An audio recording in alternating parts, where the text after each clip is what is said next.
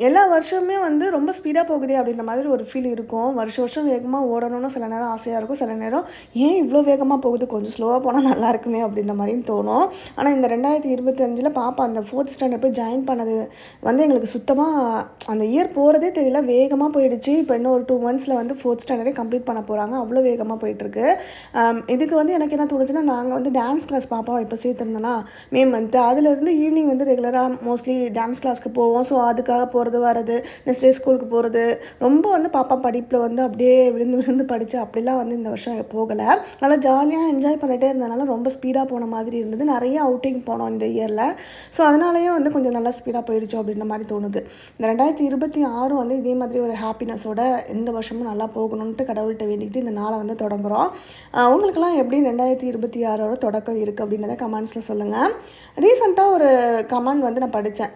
கார்த்திகை தீபத்தோட வீடியோவில் வந்து போட்டிருந்தாங்கன்னு நினைக்கிறேன். அதில் வந்து பார்த்திங்கன்னா நான் விளக்கு ஏற்றி வச்சு வந்து சாமி கும்பிட்றதுக்கு வந்து சொல்லியிருந்தாங்க. ஏன் வீடு கட்டிட்டு வந்ததுக்கப்புறம் இப்போ நீங்கள் மாறிட்டீங்களா?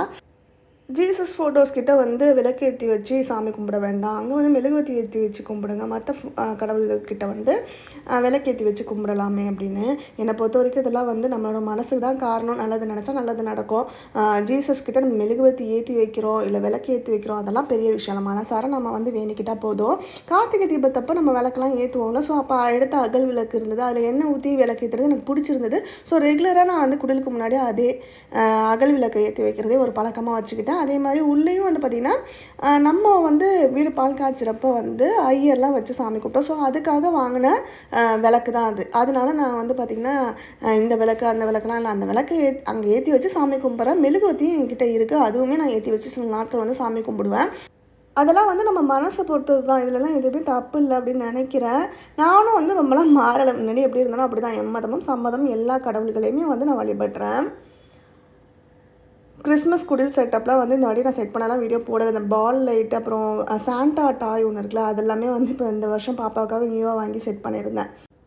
நைட்டு வந்து வான வேடிக்கைலாம் பார்க்கலான்னு சொல்லிட்டு ஆர்வமாக வெயிட் பண்ணிகிட்டு இருந்தோம். ஆனால் இந்த வருஷம் வந்து நைட்டு ஒரு 8 மணிக்கிட்டேருந்தே வந்து மழை விட்டு விட்டு பெஞ்சிட்டு இருந்துச்சு. சரி 12 மணிக்கிட்ட மழை இல்லாமல் இருந்தால் கண்டிப்பாக வான வேடிக்கை பார்த்து ரசிச்சுட்டு படுக்கலான்னு பார்த்தா அந்த டைமுக்கு 11:45லாம் நல்லா சோன்னு பெய்ய ஆரம்பிச்சிருச்சு. அப்புறம் எல்லாம் அங்கங்கே வெடி வெடிக்க ட்ரை பண்ணிட்டு இருந்தாங்க. அதோட வெளிச்சம் மட்டும் அப்பப்போ தெரிஞ்சுட்டு அந்த சவுண்டு மட்டும் கேட்டது.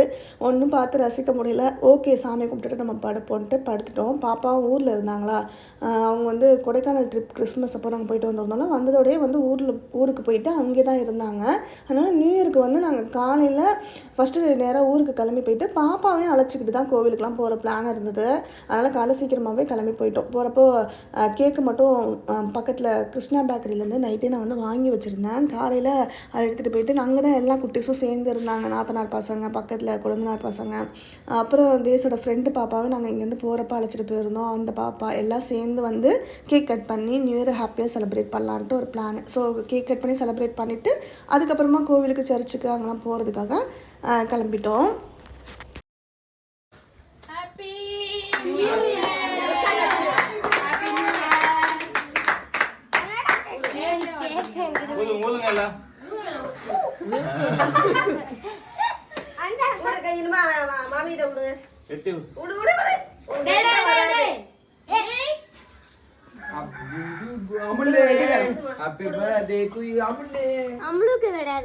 எனக்கு தான்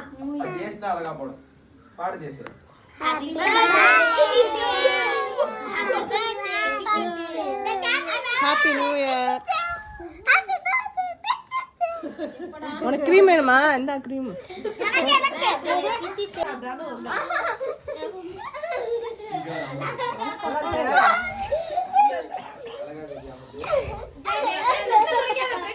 கையெல்லாம் ட்ரெஸ்ல துடைக்காதீங்க, அங்க போய் கழுவிக்கோங்க.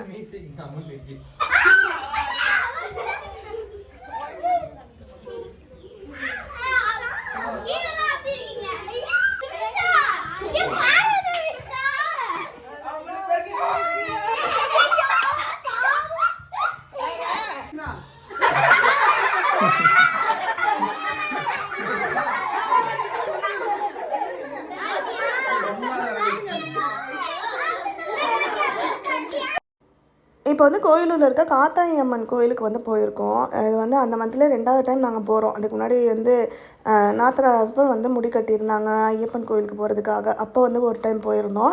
அதுக்கப்புறம் நியூ இயர் அன்றைக்கும் அகெயின் அதே கோயிலுக்கு போகிறதுக்கான வாய்ப்பு கிடைச்சிது.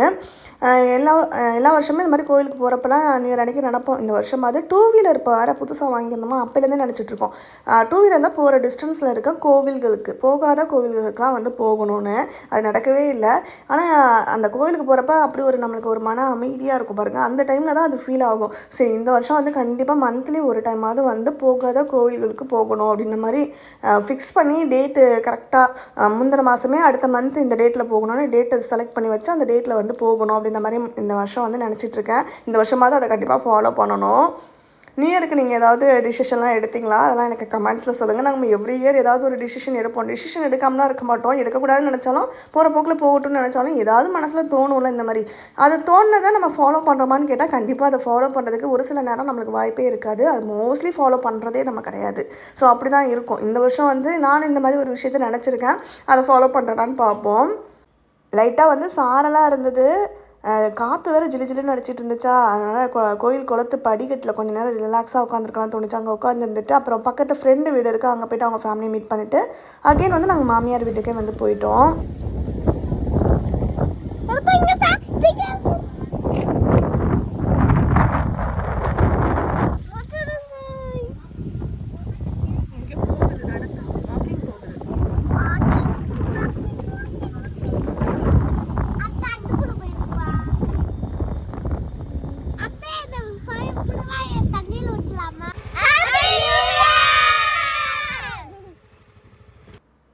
சாப்பிட்டதுக்கப்புறமா குட்டீஸ்க்கு கூட சேர்ந்துட்டு ரீல்ஸ்லாம் எடுத்துகிட்டு நல்லா ஜாலியாக என்ஜாய் பண்ணிவிட்டு ஈவினிங் டான்ஸ் கிளாஸ் இருந்தது. அம்மா வீட்டுக்கும் போகலை அப்படின்றனால சீக்கிரமாகவே கிளம்பிட்டோம்.